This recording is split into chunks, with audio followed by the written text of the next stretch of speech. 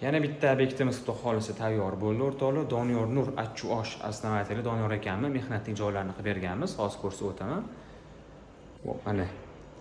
Xo'p, bu mehnatda joylashgan obyektimizning oshxona qismi idealniy holatda tayyor bo'ldi. Xudo xolisa. Xo'p.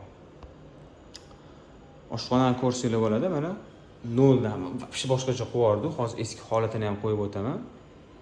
Mana patoloklarni polni qoraga bo'yadi. O'choqlarning ustiga peshana qismlari bilan qora 60-60 glansiy kafillar bo'ldi. Devorlariga 30-45 marakasi kafillar, poliga ham 60-60 keramik granitlar bo'ldi. 100% bo'ldi inshaalloh devordan to poligacha. Mana ishchi zona, ashi guldek toza, ozodagina joy bo'ldi. Inshaalloh ertaga bitta dimoxotlik keladi.